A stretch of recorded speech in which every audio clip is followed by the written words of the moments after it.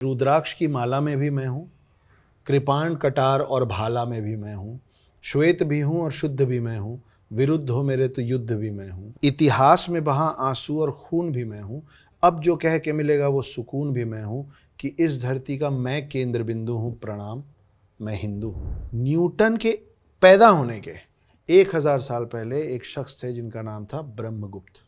उन्होंने अपनी बहुत बड़ी किताब में 3 लाइनें लिखी हैं। उन्होंने लिखा है कि जैसे अग्नि का काम है हर चीज़ को भस्म करना, जैसे पानी का काम है हर चीज़ को शीतलता प्रदान करना, ठंडक देना, वैसे ही पृथ्वी का काम है हर चीज़ को अपने प्रति आकर्षित करना। ब्रह्मगुप्त मर गए, 500 साल बाद भास्कर टू के नाम से एक और शख्स आए।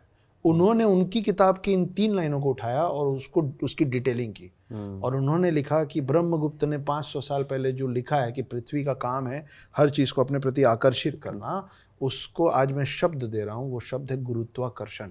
लेकिन हमको सिखाया गया है कि न्यूटन्स लॉ ऑफ ग्रेविटी। नमस्कार दोस्तों, मेरा नाम है प्रकाश भारद्वाज। आज के एपिसोड में जिस शख्सियत से आपकी मुलाकात करवाने वाला हूँ वो इंडिया के जाने माने राइटर, जिनकी किताब द हिडन हिंदू अमेजॉन पे बेस्ट सेलर में रही है, जो राइटर भी हैं, जो लिरिक्स राइटर भी हैं और मेरे अच्छे दोस्त भी हैं, अक्षत गुप्ता जी। इनके वीडियो आजकल आप ज़रूर यूट्यूब पे देख रहे होंगे। यूट्यूब पे इनके वीडियो मिलियंस में व्यूज़ जा रहे हैं।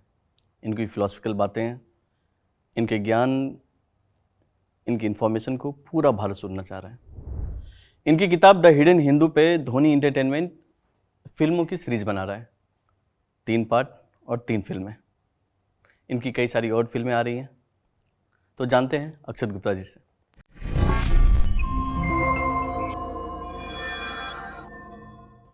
अक्षत भाई, स्वागत है आपका। बहुत बहुत धन्यवाद। पहले तो बहुत बहुत बधाई आपको जी। हिडन हिंदू 1, 2 उसकी सारी सफलताओं के लिए। अमेजॉन पे ये रिकॉर्ड पे रिकॉर्ड तोड़ रहा है। जी, रीडर्स का बहुत बहुत धन्यवाद है। इतने सारे प्यार और इतने सारे मान सम्मान के लिए शब्दों के अभाव में हूँ फिलहाल। अच्छा, खैर मैंने तो पढ़ी भी है और मैं आपसे जुड़ा भी हूँ बहुत दिनों से, बट जो लोग नहीं जानते हैं इस बुक के बारे में, और चूँकि भारत बहुत बड़ा है, बहुत लोगों तक ये बात पहुँचानी है जी, तो थोड़ा अगर आप बता पाएँ अपने इस किताब के बारे में कि क्या है कहानी का। बहुत शॉर्ट में अगर बताना चाहूँ तो एक अघोरी है जो पकड़ में आया है 2020 में, और 7 एक्सपर्ट्स बैठे हैं उसका इंटरोगेशन करने के लिए, उसको सवाल जवाब करने के लिए। उसको नार्को टेस्ट इंजेक्शन लगा दिए और साथ में उसको सम्मोहित कर लिए, हिप्नोटाइज कर लिए।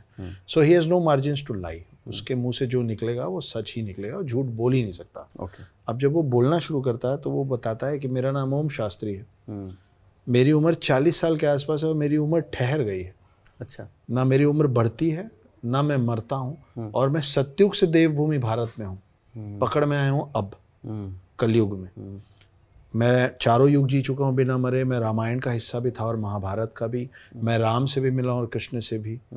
मैंने रामायण पूरी होते देखी है और महाभारत का पूरा युद्ध देखा है, और मैं वो 8वां चिरंजीवी हूँ।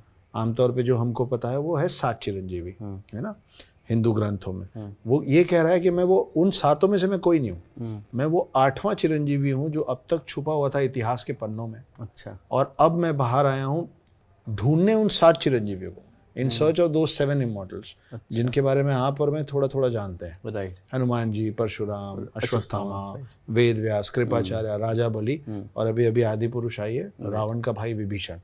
ये 7 वो चिरंजीवी हैं हमारी मान्यताओं में, जिनको ये ढूंढ रहा है, और ये खुद 8वां चिरंजीवी है जिसके बारे में हमको नहीं पता। तो अभी इसमें 2 कहानी है जी। जो लोग जानते हैं, एक हिडन हिंदू की कहानी है जी, और जो लोग नहीं जानते अक्षत गुप्ता की खुद की कहानी है जी, जो एक आपकी जर्नी है जिसे मैं थोड़ा बहुत जानता हूँ और कहीं ना कहीं उस जर्नी से जुड़ा भी रहा हूँ। तो थोड़ा अगर आप अपने बारे में बताइए कैसे आपने एकाएक, चूँकि आप इंदौर से संबंध रखते हैं, और फिर ये राइटिंग में कैसे आ गए और फिर हिडन हिंदू लिखी। जी, शुरुआत बहुत ही सिंपल सी थी प्रकाश भाई लाइफ की। छोटे से गांव में पैदा हुए हैं। गांव का नाम है अंबिकापुर, छत्तीसगढ़ में एक छोटा सा कस्बा है। अच्छा।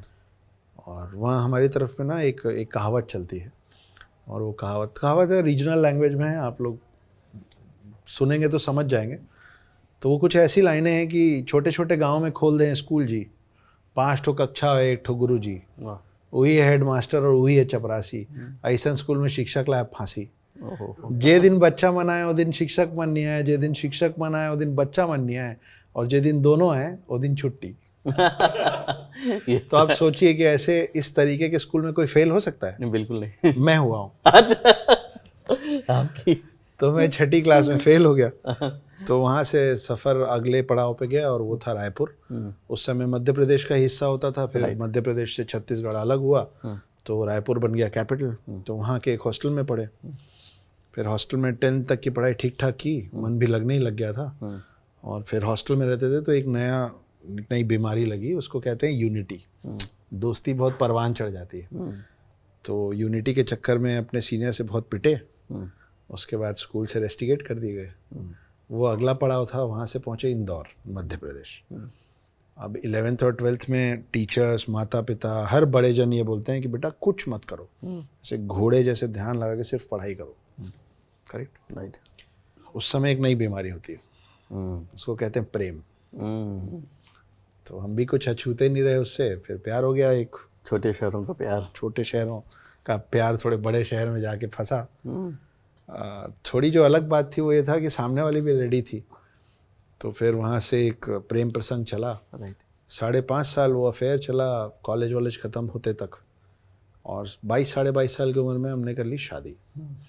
तो ये जो हमने इतनी कम उम्र में शादी कर ली, इससे आपके दर्शकों को एक बहुत बड़ी सीख मिलती है।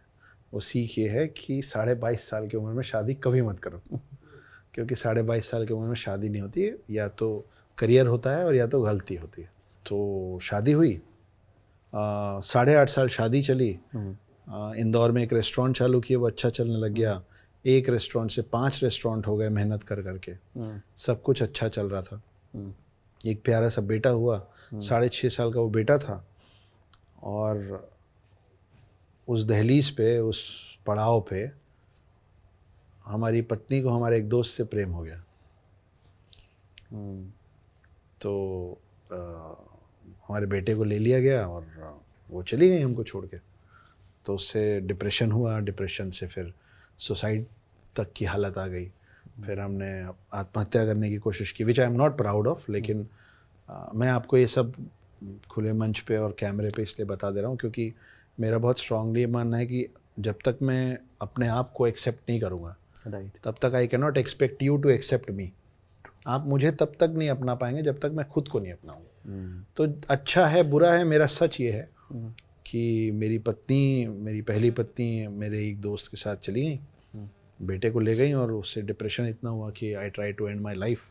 सुसाइड की कोशिश हुई, 5 दिन अस्पताल में पड़े रहे जब तक डॉक्टर श्योर नहीं थे कि बचेगा कि मर जाएगा। 5 दिन बाद बच गए। बच के जब घर आए तो फिर आसपास वालों से इस तरीके के टॉन्ट सुने कि देखो कितना बड़ा फेलियर है ये आदमी, कि मरने गया और उसमें भी फेल हो गया। फिर से कोशिश करना चाहिए इसको, try and try but don't cry. तो ये सब पुलिस थाने में होता था क्योंकि हम पे बड़े सारे केस डाल दिए गए थे। वहाँ से फिर क्या होता है ना, जो छोटे बच्चे होते हैं वो ड्राइंग कॉपी में एक पन्ने पे बड़ा सा स्टार बनाते हैं और पन्ना पलट देते हैं। तो बच्चों का ड्राइंग कॉपी एक दिन में ख़त्म हो जाता। राइट। तो हमारा जो बेटा था वो भी ऐसे ही था।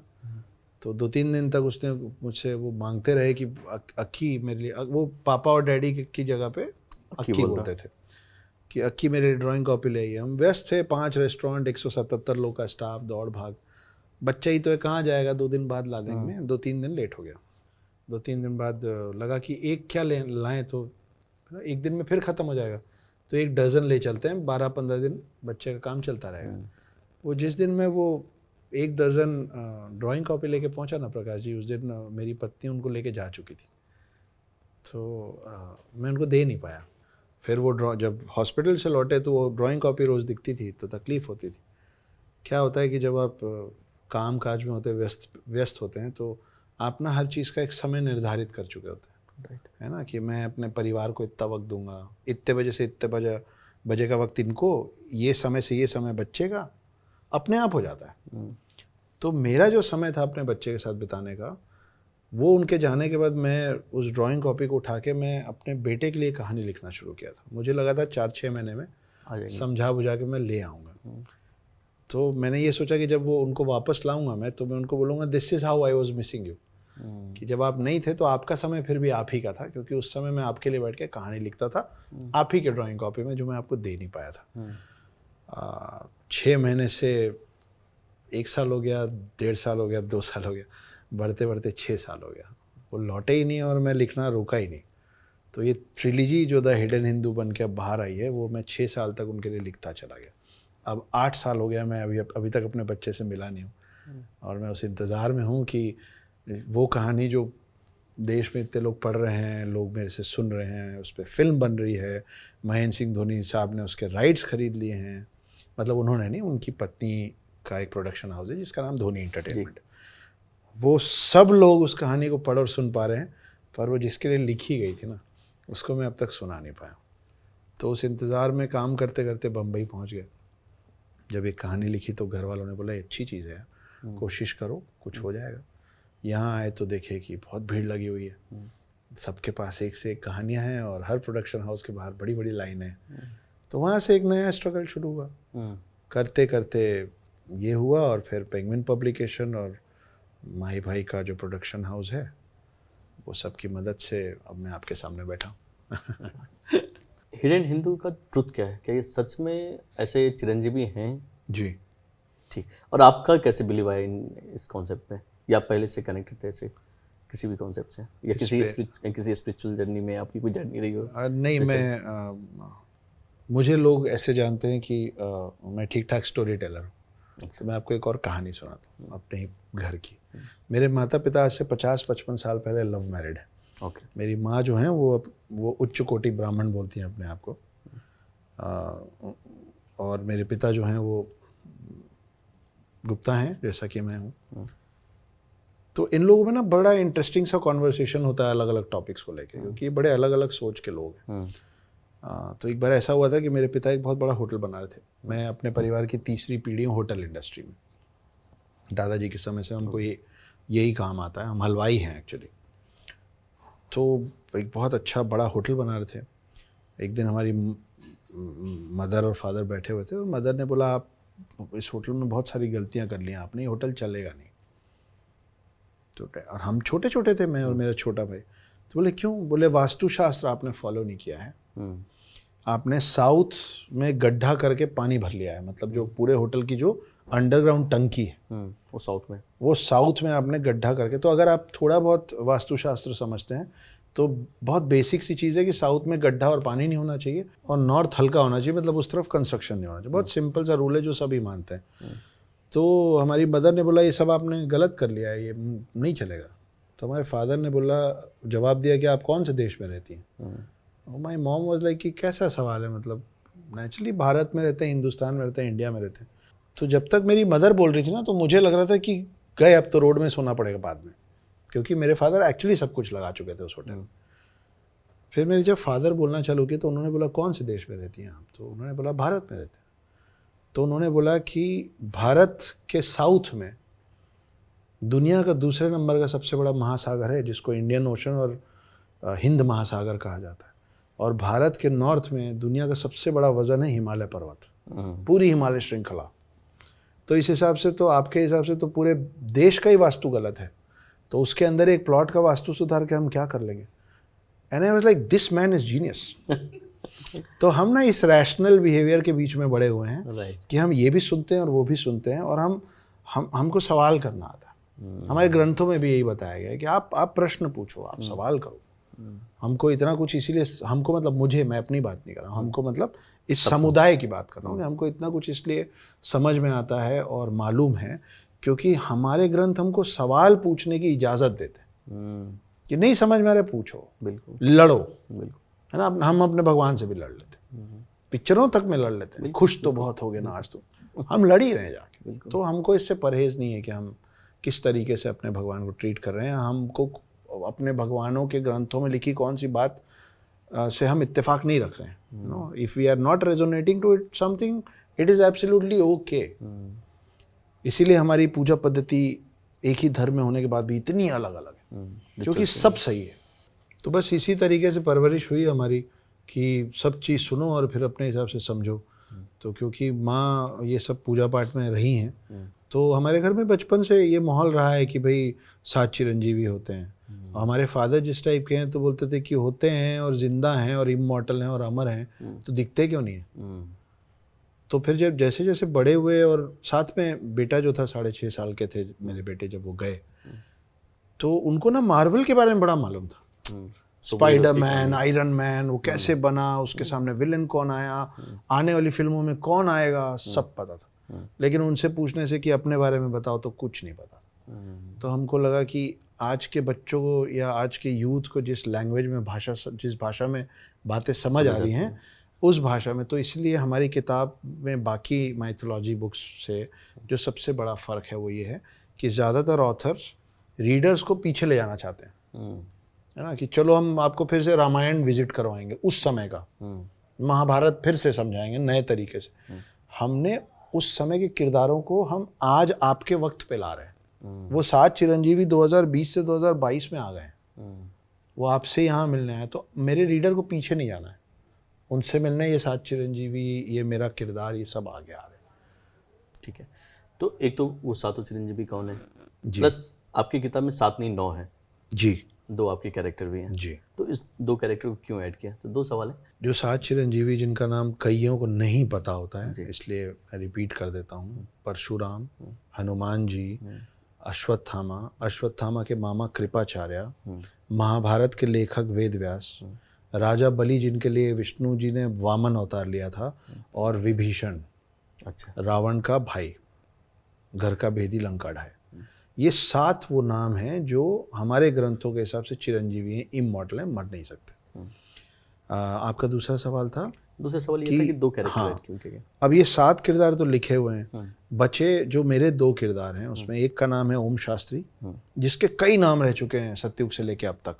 जब वो अभी पकड़ाया है तो उसका नाम ओम शास्त्री है। वो रामायण का भी एक किरदार रहा है, आप पढ़ेंगे तो आपको पता चलेगा कि रामायण के किस किरदार को वो जी चुका है रामायण में, और महाभारत में वो कौन था। दूसरा जो किरदार है उसका नाम है नागेंद्र।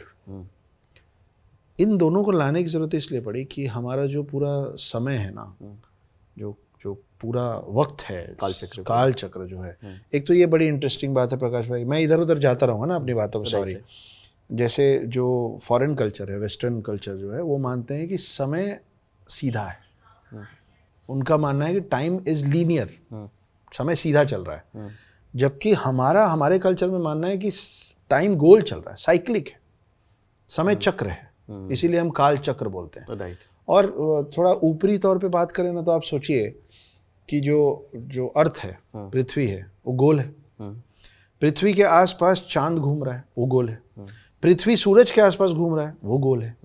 तो सूरज और चांद आपके पूरे समय का निर्धारण करते हैं ना। सूरज उगता है तो एक पहर शुरू हो जाता है, सूरज ढलता है तो दूसरा पहर शुरू हो जाता है, चांद आता है तो तीसरा पहर शुरू हो जाता है। घूम भी सर्कल में ही रहे, सब चीजें सर्कल में घूम रही है और सब चीजें गोल हैं। आपके हाथ में घड़ी का बाहर का शेप कुछ भी हो, अंदर वो दोनों जो कांटे हैं ना, वो गोल ही घूम रहे हैं।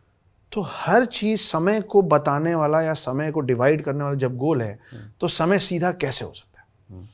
तो हमारे जो 4 युग हैं, सतयुग, उसके बाद त्रेता युग, उसके बाद द्वापर युग, उसके बाद कलयुग, उसके बाद माना जाता है कि कलयुग के खत्म होने के बाद सतयुग फिर से शुरू होगा। अच्छा, ठीक है। तो ये काल चक्र खत्म होता रहता है बार बार।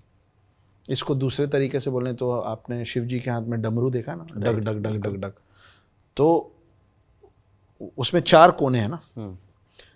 ऊपर सतयुग मान लीजिए, आप कोई भी कोने को कुछ भी मान लीजिए, पर अभी के लिए सतयुग, त्रेता युग, द्वापर युग, कलयुग और वापस सतयुग। तो ये जो डमरू का शेप बना, उसको जब आप बहुत जल्दी जल्दी पन्ने पे बनाएंगे ना, आपको पता नहीं चलेगा कि कोना कब गोल बनेगा, और वो बनेगा इन्फिनिटी का साइन। राइट, बिल्कुल सही।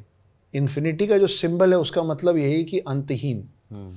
तो कुल मिला के समय गोल ही है और वो चल रहा है, चल रहा है, चल रहा है, चल रहा है। ठीक है। तो ये जो 2 किरदार हैं, क्योंकि जो 7 चिरंजीवी हैं, उनका सबका आपस में कनेक्शन ग्रंथों में नहीं है।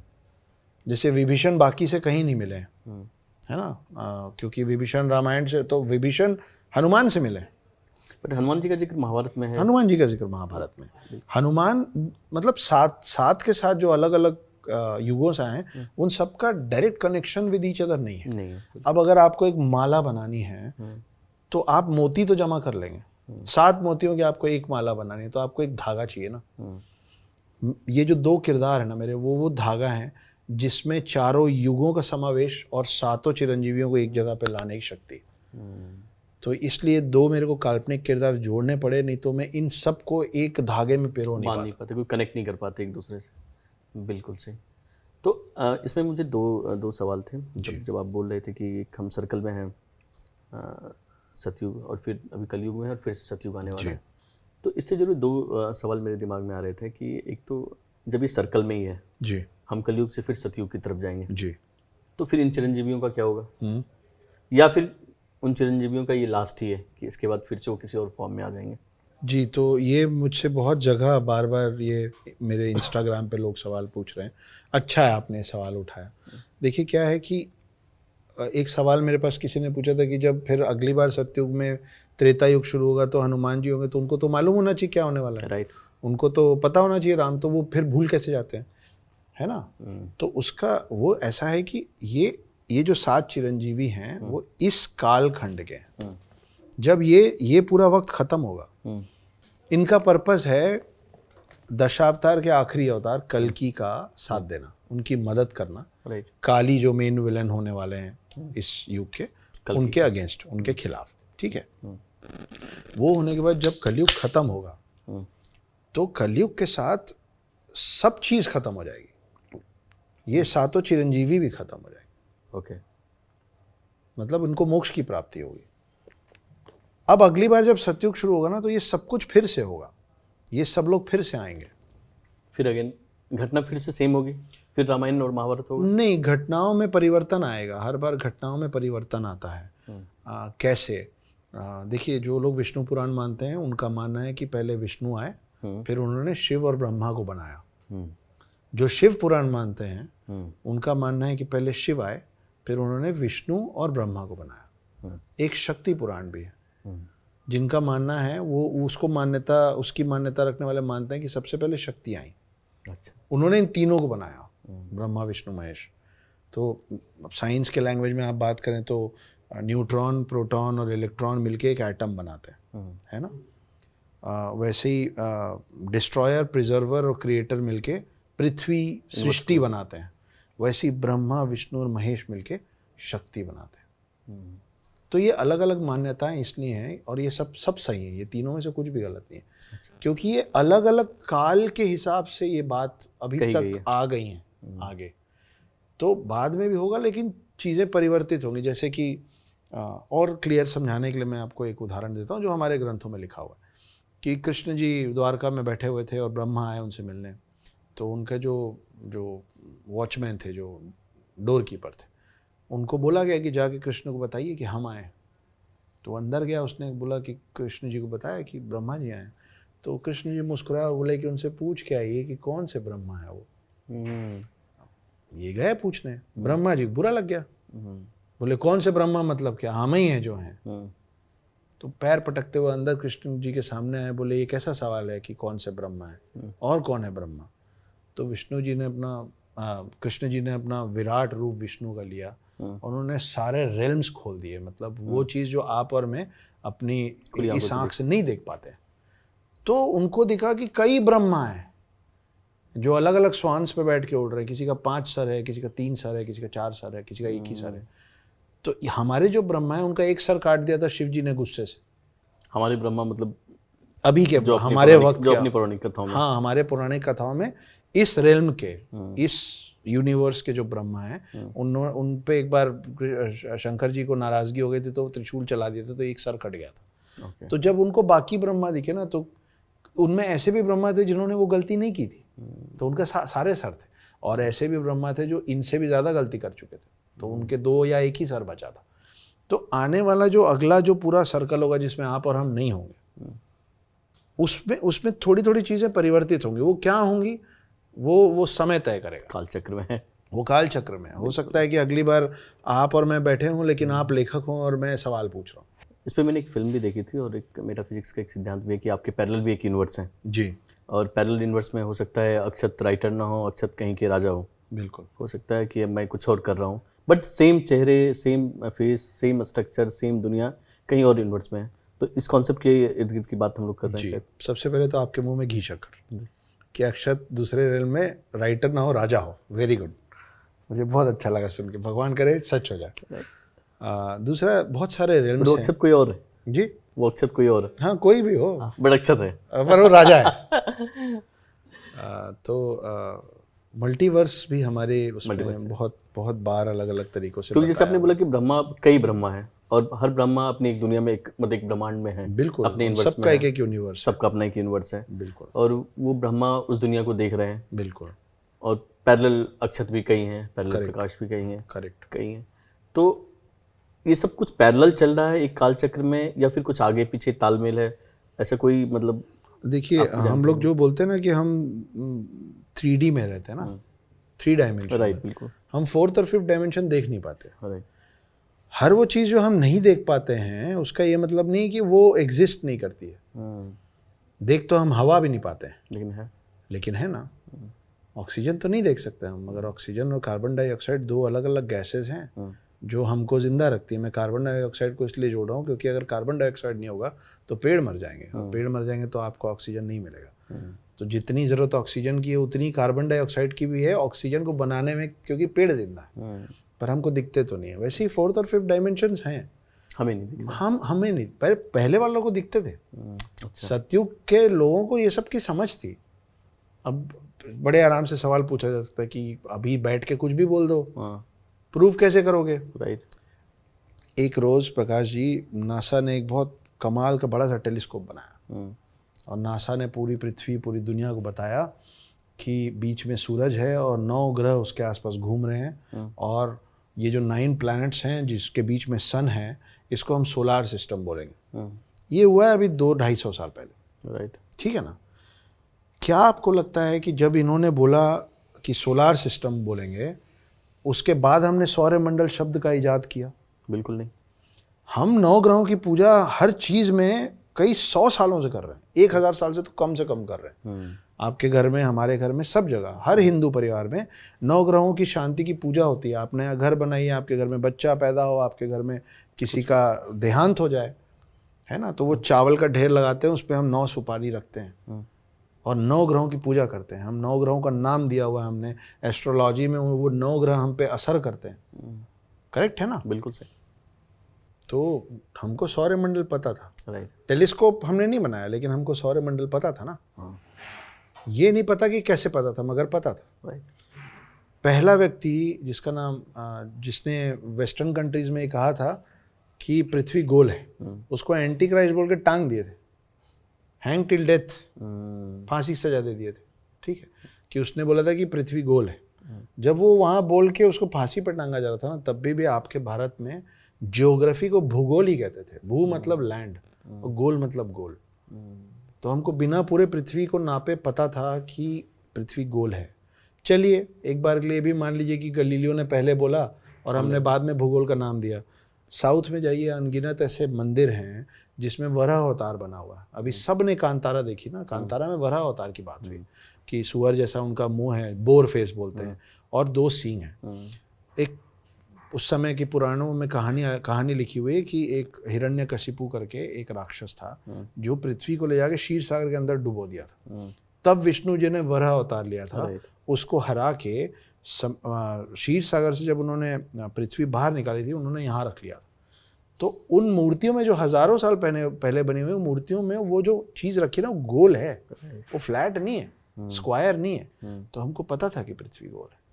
हम पहले बोलते थे कि पुष्पक विमान, आदमी उड़ता था उसमें, तो लोग हंसते थे। कई साल बाद राइट ब्रदर्स आए, उन्होंने एक दिन प्लेन बनाया और आदमी उड़ गया।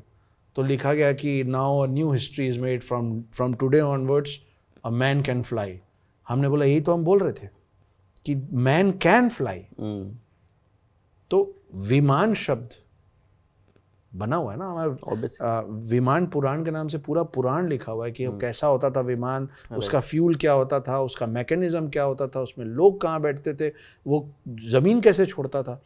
एक और बात, जमीन कैसे छोड़ता था कि अगर कोई विमान पे पुराण लिख रहा है तो उसको मालूम होगा ना कि गुरुत्वाकर्षण क्या है, ऑब्वियस ग्रेविटी पता होगा, ग्रेविटी पता होगी।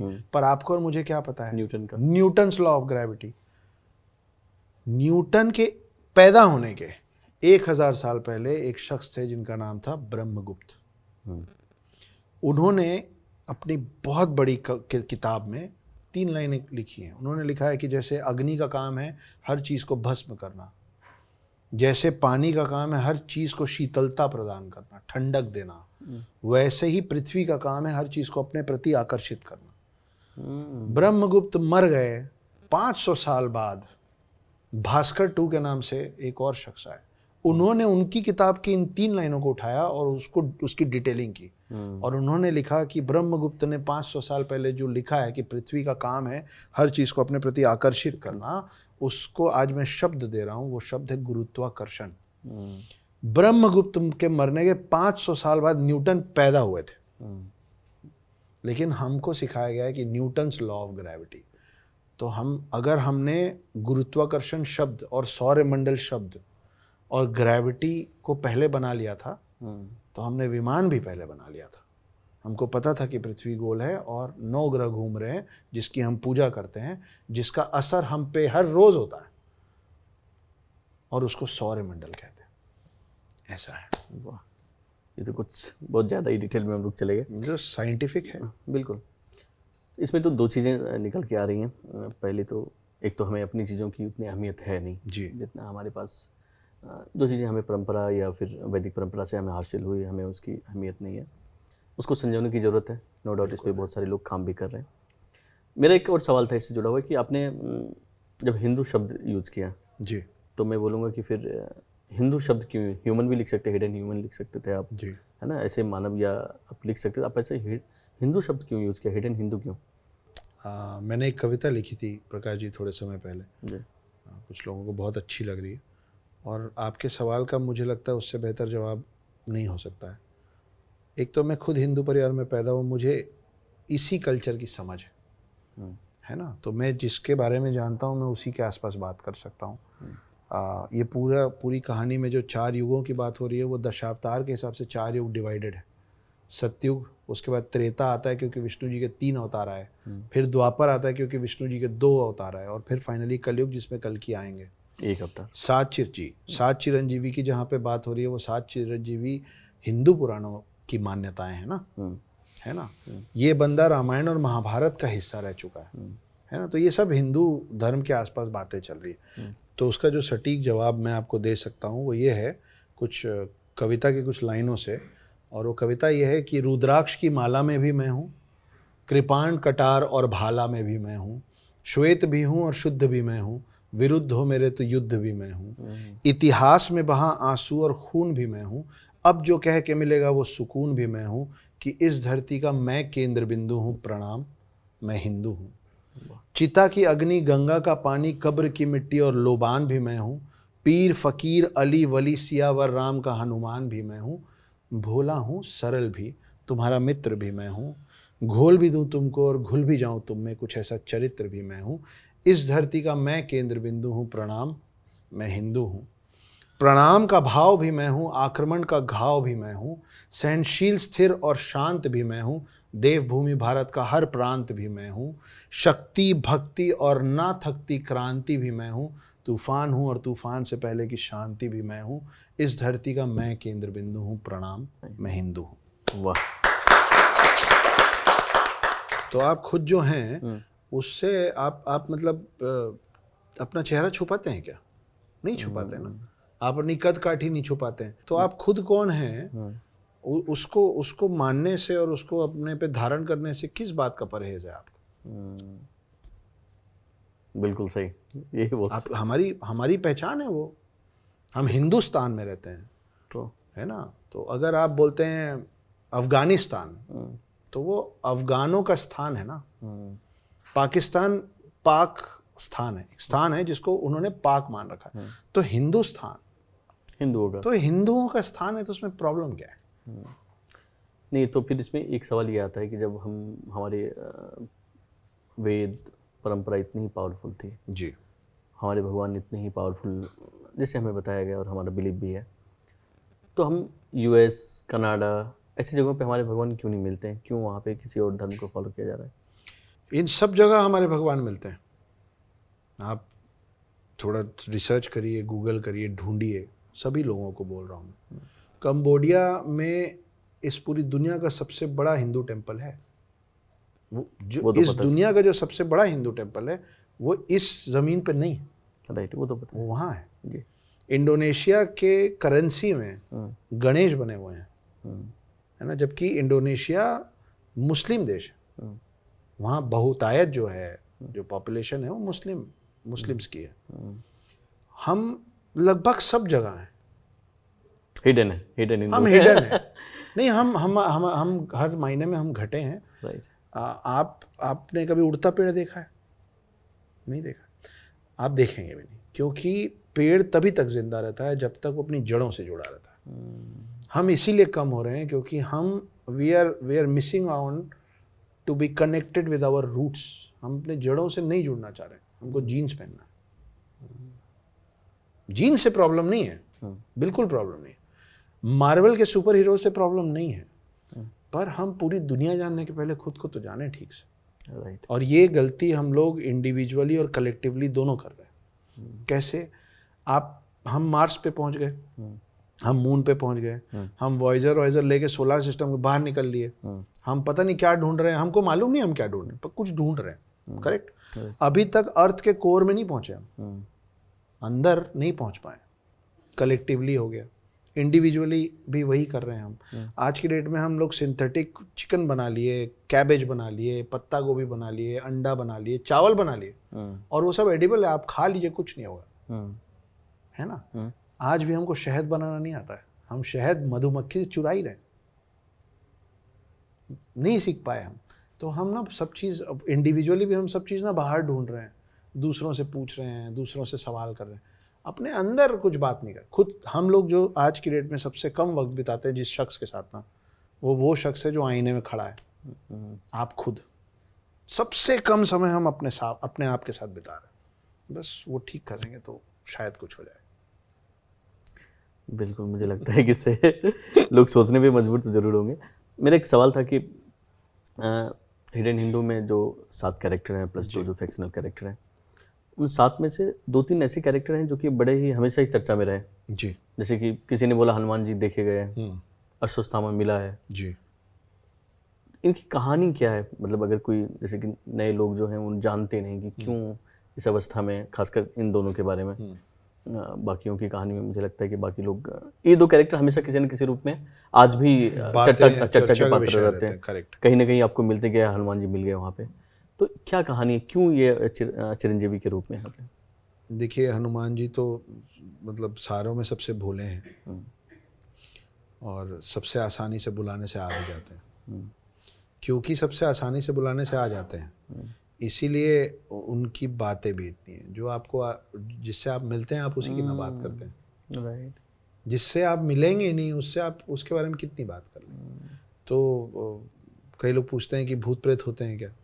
तो जिस भी व्यक्ति ने हनुमान चालीसा लिखी थी, अगर आप उसकी लिखी हनुमान चालीसा को मान रहे हैं तो उसी ने लिखा है कि भूत प्रेत निकट नहीं आवे। तो वो आदमी जो हनुमान चालीसा लिख के हनुमान को मानता है वो भूत प्रेत को मानता है। तो अगर आप उसकी कई हनुमान उसके बनाए, उसके बोले हनुमान जी को मान रहे हैं, तो उन्हीं का बोला भूत प्रेत तो मानना पड़ेगा। दूसरे हैं अश्वत्थामा। पहली चिरंजीवी की बात की, मतलब उनको क्यों चिरंजीवी का वरदान मिला या उनका पर्पस खत्म हुआ। बड़ी इंटरेस्टिंग सी कहानी है जो मैंने पहले भी कहीं पे बोली सुनाई है कि हनुमान जी राम जी के इतने भक्त थे ना कि वो राम जी के लिए राम जी से भी लड़ जाते। अच्छा।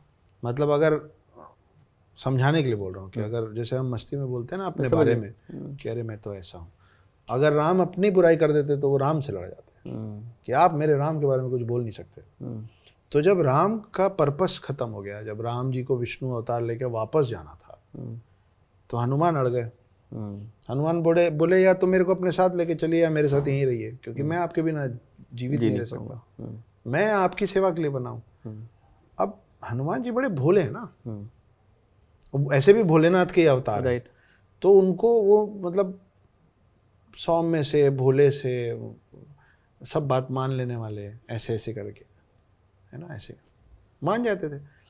अब जैसे हम बच्चों को घर में बुद्धू बना के नहीं निकल जाते, राम जी हनुमान जी को वैसे ही बच्चों जैसे बुद्धू बना के निकल गए। उन्होंने अपनी एक अंगूठी उतारी, ज़मीन में एक क्रैक बनाया, उसमें अंगूठी गिरा दी। राम जी ने बोला उप्स, हनुमान मेरी अंगूठी लेके आ जाइए। हनुमान सूक्ष्म रूप में घुस गए अंदर। अंदर जाते जाते जाते जाते पाताल लोक में पहुँचे। वहाँ पे उनकी मुलाकात हुई शेषनाग से। शेषनाग खड़े होकर मुस्कुरा रहे थे। तो हनुमान जी बोले आप क्यों मुस्कुरा रहे हैं? बोले आप क्यों आए हैं यहाँ पे? तो बोले अरे वो मेरे राम की अंगूठी गिर गई, ऊपर वेट कर रहे हैं, मैं वो अंगूठी लेने आया हूँ, आपको दिखे क्या कहीं? तो शेषनाग फिर मुस्कुराने लगे। बोले क्यों मुस्कुरा रहे हैं? बोले पलट के देखो। तो हनुमान जी जब पलटे तो पीछे अंगूठियों का ढेर लगा हुआ था। तो हर कालखंड में राम जी, हर रेल में, हर मल्टीवर्स में राम जी हनुमान जी को ऐसे ही बुद्धू बना के चले जाते हैं। अब शेषनाग क्यों मुस्कुरा रहे थे, ये बात शेषनाग को कैसे पता है? वो उनका नाम शेषनाग है ही इसलिए कि पृथ्वी और चारों युग खत्म होने के बाद वो नाग जो शेष बच जाता है ना, अच्छा, उसका नाम है शेषनाग। तो उसको सब पता है। और शेषनाग कौन है? जो विष्णु के साथ होते हैं। तो विष्णु को सब पता है। तो वो शेषनाग को पता था कि ये फिर बुद्धू बन के आया है यहाँ नीचे।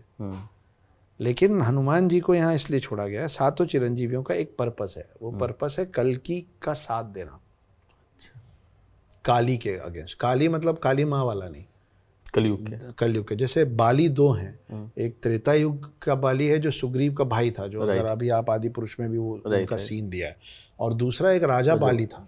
तो जैसे ये बाली में कंफ्यूजन रहता है ना कि बाली मतलब कईयों को सिर्फ एक ही मालूम है, तो दो हैं। वैसे ही हम जब कलयुग में काली की बात करते हैं तो वो काली माँ की बात नहीं होती है, कल की अवतार की बात। नहीं, कल के अवतार के अगेंस्ट जो खड़े होने वाला है। अच्छा, त्रेता युग का मेन विलन था रावण।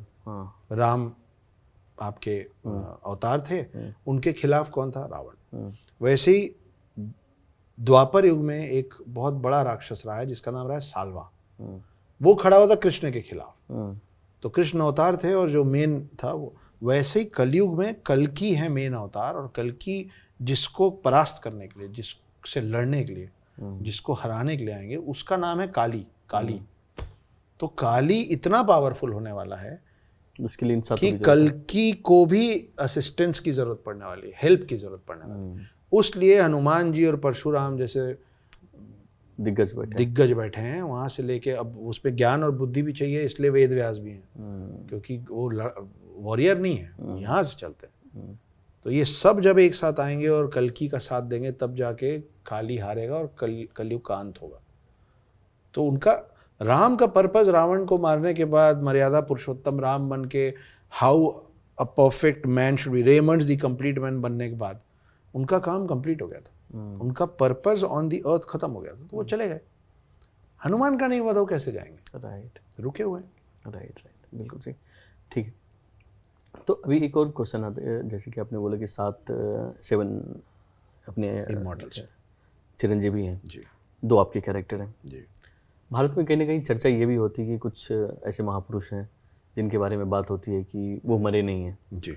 जैसे एक वाकया है कि सुभाष चंद्र बोस जी के बारे में जी, कि वो भी नहीं मरे हैं।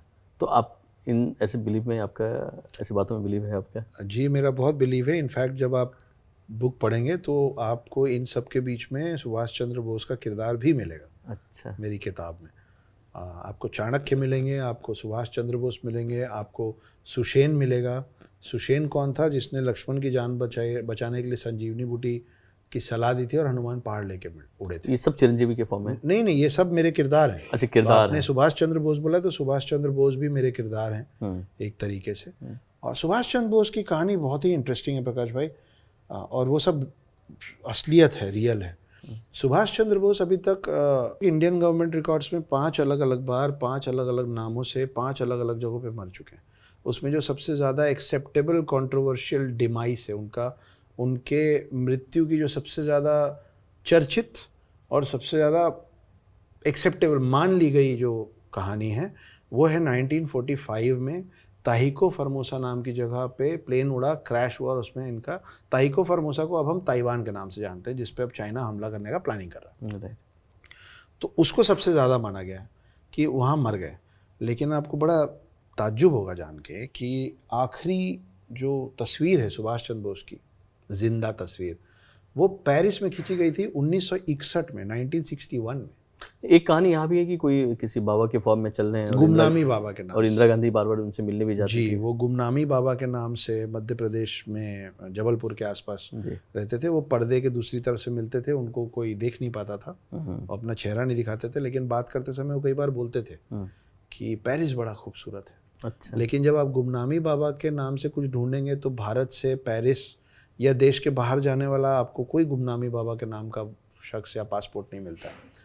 प्लस गुमनामी बाबा का जब देहांत हुआ तो उनका जब सामान खंगाला गया तो उसमें सुभाष चंद्र बोस के हाथ की लिखी चिट्ठियां और उनको जिन्होंने सुभाष करके लेटर लिखा था वो भी मिला।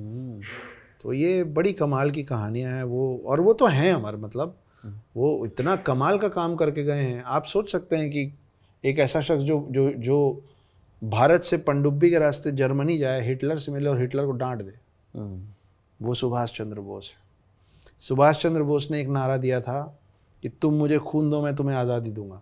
अगर सुभाष चंद्र बोस जिंदा होते और जैसे बाकी सारे फ्रीडम फाइटर्स को नेताओं का वो मिला, कोई प्राइम मिनिस्टर बने, कोई कुछ बने, कोई कुछ बने, अगर सुभाष चंद्र बोस होते तो हमारे देश में ना आज की डेट में डिफेंस मिनिस्ट्री नहीं होती, हमारे देश में होती ऑफेंस मिनिस्ट्री। वो होते पहले ऑफेंस मिनिस्टर, और जैसे आज़ादी के पहले उन्होंने एक नारा दिया था कि तुम मुझे खून दो मैं तुम्हें आज़ादी दूंगा, वो आज़ादी के बाद पूरी दुनिया को एक नारा देते। वो नारा होता कि हमारी तरफ उंगली दिखाओगे ना तो उंगली नहीं काटेंगे, पूरा हाथ काट देंगे तुम्हारा, और कोई हमसे नहीं लगता इस तरीके से। अगर सुभाष चंद्र बोस होते तो पाकिस्तान नहीं बन पाता, होने नहीं देता वो आदमी। पाकिस्तान नहीं बनता तो नेचुरली बांग्लादेश नहीं बनता। तो हम अखंड भारत का जो अब सिर्फ सपना रह गया ना, वो ऑलरेडी साक्षात्कार करने वाला वो व्यक्ति, उसको पॉलिटिकली बड़े गलत तरीके से रास्ते से हटा दिया गया। तो वो मेरे जैसे शख्स के लिए तो अमर है। ठीक है। तो बट आपको लगता नहीं कि ऐसी शख्सियत को किसने, मतलब किस तरह, किन लोगों ने गुमनामी में भेजा होगा, और क्या ज़रूरत पड़ गई कि वो डिफरेंट रूप में मतलब छुप के रह रहे हैं कहीं ना कहीं? भारत और ब्रिटेन के बीच में जो समझौता हुआ था आज़ादी का, ये ट्रांसफ़र ऑफ पावर है ना, असल सत्ता हस्तांतरण है ना। हाँ, सत्ता हस्तांतरण, ये ट्रांसफ़र ऑफ पावर है, एक्चुअली फ्रीडम ऑन पेपर नहीं है। तो उस पर आप एक किराए का घर लेने जाते हैं तो उसमें 15 पन्ने का क्लॉज, और आप ये कर सकते हैं और कील नहीं ठोक सकते हैं, और रहता है ना। इनफैक्ट प्रॉपर्टी भी खरीदते हैं तो 100 साल के लिए जैसी कुछ बहुत सारी चीज़ें सुना है मैंने। हाँ, जी। हर चीज़ पे इतने पन्ने होते हैं। पूरे देश का ट्रांसफ़र ऑफ पावर हो रहा था तो पेपर वर्क हुआ था, उसको कहते हैं ट्रीटी। उस ट्रीटी में अनगिनत पॉइंट्स हैं, लेकिन उसमें एक बड़ा कमाल का पॉइंट है। वो पॉइंट ये है उनकी तरफ से, ब्रिटिशर्स की तरफ से, कि सुभाष चंद्र बोस जब भी भारत लौटेंगे आप उनको हमारे हवाले कर देंगे, जीवित या मृत, आप उनका बॉडी हमको दे देंगे। क्योंकि, और हम उसमें लिखा हुआ है कि क्यों वो बॉडी आप इसलिए देंगे क्योंकि हम उस आदमी के बॉडी को प्रिजर्व करके ब्रिटेन के म्यूजियम में रखेंगे, ताकि हमारे आने वाली जनरेशन्स और पीढ़ियों को ये समझ में आए कि पूरे भारत में हमसे ज़्यादा स्मार्ट आदमी कोई नहीं था, हमको कोई कभी चकमा नहीं दे पाया। ये देखो, ये था जो सबसे तेज था, देखो ये म्यूजियम में पड़ा है हमारे। अब सुभाष चंद्र बोस बंगाली ब्राह्मण थे, हमारे में मृत्यु के बाद अंतिम संस्कार बहुत जरूरी है, नहीं तो मोक्ष की प्राप्ति नहीं होती, अंत्येष्टि होना जरूरी है। आप उस आदमी का शरीर को ले जाके म्यूजियम में रख देंगे तो उसके साथ तो गलत हो जाएगा ना। राइट। ये बात सुभाष चंद्र बोस को पता थी कि ये जो ट्रीटी जिन लोगों ने साइन किया है, मैं नाम नहीं लूंगा, उन्होंने ये भी, इस पे भी हाँ कराएंगे।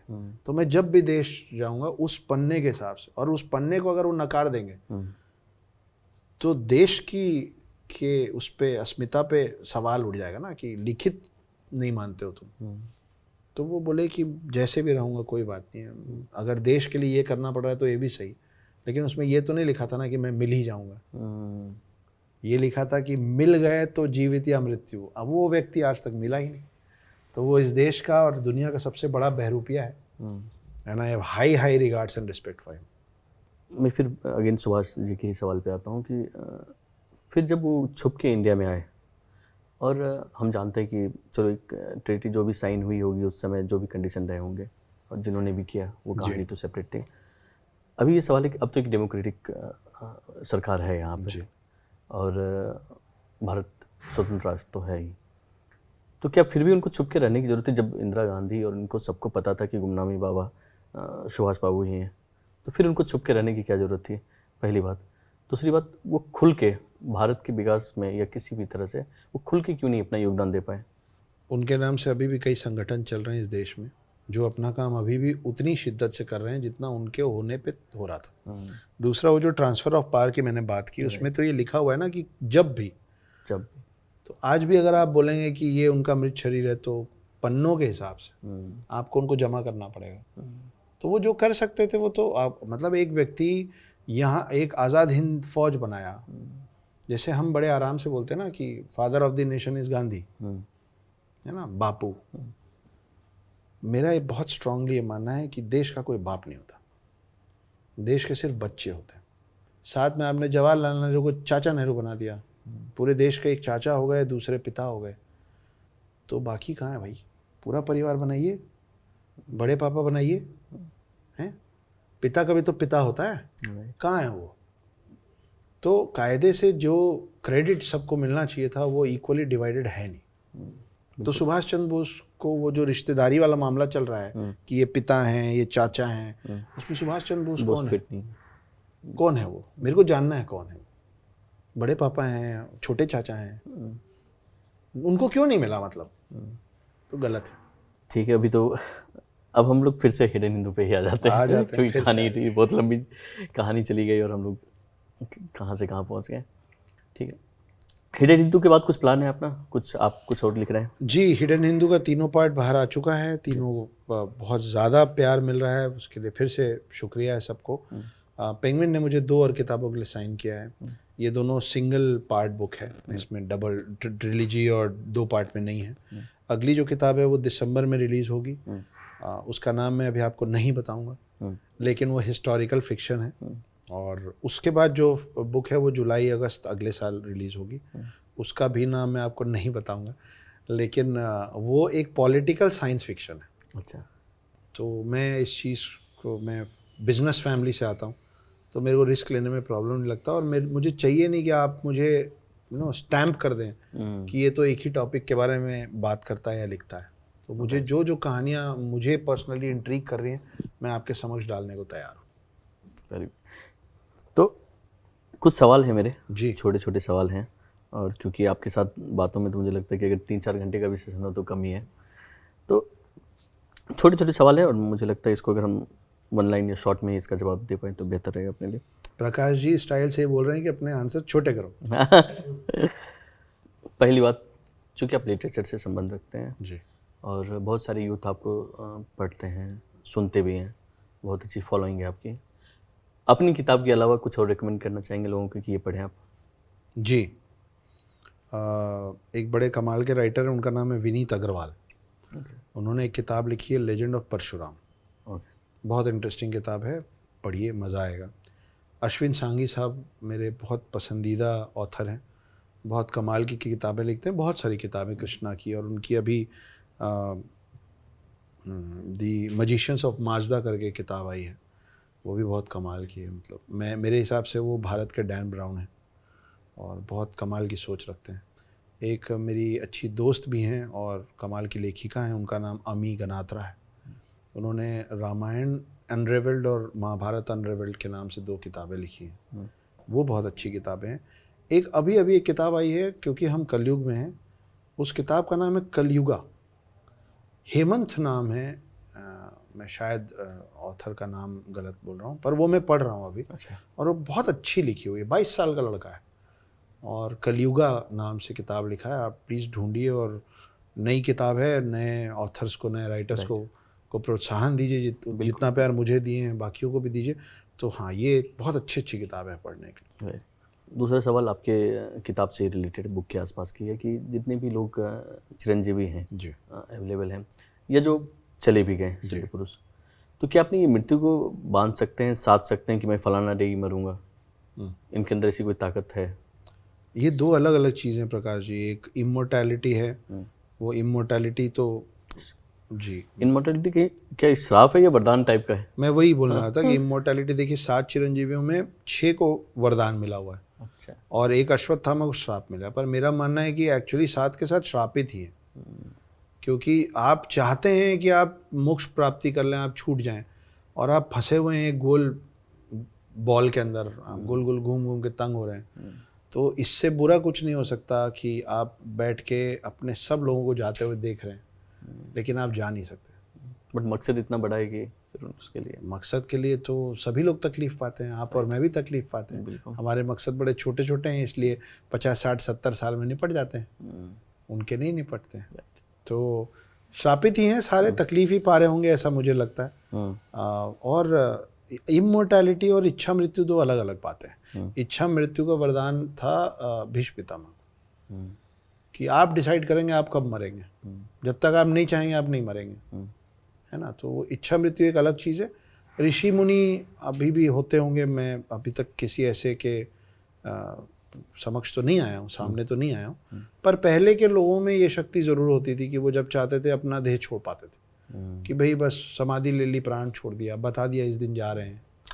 अभी भी मुझे लगता है कुछ ऋषियों के बारे में हम लोगों ने सुना है कि कुछ यूपी में एक जी बाबा थे, सुना मैंने भी है, पर वही मैं बोल रहा हूँ कि देवराहा साक्षात्कार बाबा नहीं हुआ है। देवराहा बाबा या ऐसा कोई नाम, जी इनके बारे में सुना कि इन्होंने अपनी मृत्यु सुनिश्चित की थी कि मैं इसी दिन जाऊंगा। जी, ठीक। पर मैं अब तक ऐसे किसी शख्स से मिला नहीं हूँ। इच्छा मृत्यु तो नहीं, पर हाँ आप अपने जाने की समय और तिथि शायद तय कर सकते हैं। आप अपने काल को टाल नहीं सकते, राइट, पर शायद पहले से जान सकते हैं कि ये मेरा वक्त है, मेरे को जाना है। तो आप या हाथ पैर फेंकते हुए जाएं या समाधि लेके शांति से जाएं, जाना तो है। राइट। जैसे कि दो तरह का मत है लोगों का, कोई बोलता है कि स्वर्ग नर्क कहीं है, कोई बोलता है स्वर्ग नर्क ऊपर है। आपका क्या मानना है? मुझे ऐसा लगता है कि स्वर्ग ना कोई एक ऐसा दूसरा प्लैनेट होगा इन रियल। अच्छा जी, मुझे लगता है इस पर भी कोई किताब आएगी आपकी। क्या मालूम कभी आ जाए शायद। आप ये सोचिए प्रकाश जी कि किसी दिन, अभी हम तो पृथ्वी से बाहर भ्रमण करना सीख गए हैं, हाँ, किसी दिन हमारा एक प्लेन जिसमें लोग भी हैं, हमारा एक स्पेस क्राफ्ट जिसमें लोग भी हैं, वो जाके उतर जाए किसी ऐसे प्लैनेट में जहाँ पे लाइफ है, बुद्धि वाले बुद्धिजीवी हैं, भले वो इंसानों जैसे ना दिख रहा हो, पर उनको समझ है ना। तो आप वहाँ जाके क्या बोलेंगे कि आप कहाँ से आए हैं? आप बोलेंगे पृथ्वी से आए हो, ठीक है। अपने ही एक स्पेस क्राफ्ट उसी प्लैनेट के किसी दूसरी जगह उतरा है जिसमें से कोई इंग्लिश मैन ने उतरा, और उसने बोला आई हैव कम फ्रॉम अर्थ। हमने हिंदी में बोला पृथ्वी, ठीक है।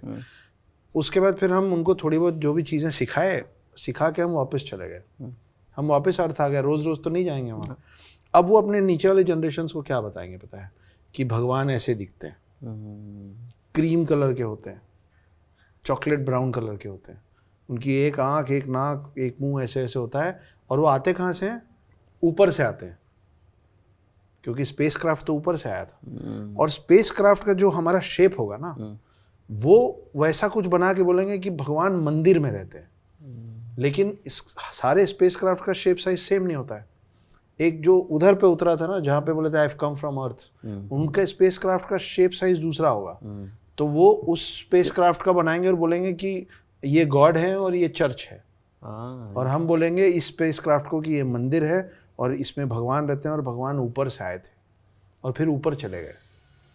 तो जब तुम मर जाओगे तो तुम कहाँ जाओगे? पृथ्वी पे। आप समझ रहे हैं? समझ गया। तो अगर ये भगवान या सब लोग एक ही प्लेनेट में रहते होंगे, मेरे को तो ऐसा लगता है। राइट। इसीलिए हमारे धर्म में इतने सारे भगवान हैं, शायद हमारे सब भगवान लोग सबसे ज़्यादा 12 हैं यहाँ। तो हमारे नंबर ऑफ गॉड्स बढ़े हुए हैं, और हमको अलग अलग नाम बता के अलग अलग एरियाज़ में वो लोग लैंड करके वापस चले गए। तो हम लोग बड़े कंफ्यूज हैं, वो लोग मस्ती में हैं, कोई दिक्कत नहीं। सुनने में सारी एकदम फिक्शन स्टोरी लग रही है। तो ठीक है, क्या खैर अक्षत गुप्ता से आप कहानी सुन रहे हो तो कहानी तो होगी। जो देखिए हम लोगों को ना एक बड़ा गलत वो दिया हुआ है, हमको राइटर नहीं बोलना चाहिए, वो थिंकर बोलना चाहिए। क्योंकि राइटिंग जो है ना वो एक स्किल है, थिंकिंग जो है ना वो एक आर्ट है। आप किसी को स्किल सिखा सकते हैं, कोई लैंग्वेज, उसमें ग्रामर, उसका सेंटेंस बनाना, ये आप कोई किसी भी भाषा में सिखा सकते हैं, लेकिन कोई क्या सोच सकता है वो कोई किसी को सिखा नहीं सकता। तो ये भगवान की नेमत होती है, वो जिस पे है उस पे है। हम पे सरस्वती जी अभी उनका आशीर्वाद है, तो ऊट पटांग सोचते रहते हैं। थैंक यू सो मच अक्षत भाई कि आप आए और आपने इतना टाइम दिया और इतनी सारी बातें हुई, और इतनी सारी बातों के बाद भी लग रहा है कि बहुत सारी बातें अभी तो रही गई। तो फिर कभी अगर वक्त मिले तो हम लोग ज़रूर बैठेंगे। शुक्रिया आपका वक्त देने के लिए। तो प्रकाश जी, आपके बारे में मैं आपको एक बात बताना चाहता हूँ। 2015 में मैं जब पहली बार मुंबई आया था, मुझे उस समय कोई नहीं जानता था, स्ट्रगलिंग फेज जैसा सबका होता है मेरा भी था। उस समय किसी के थ्रू, साहिल के थ्रू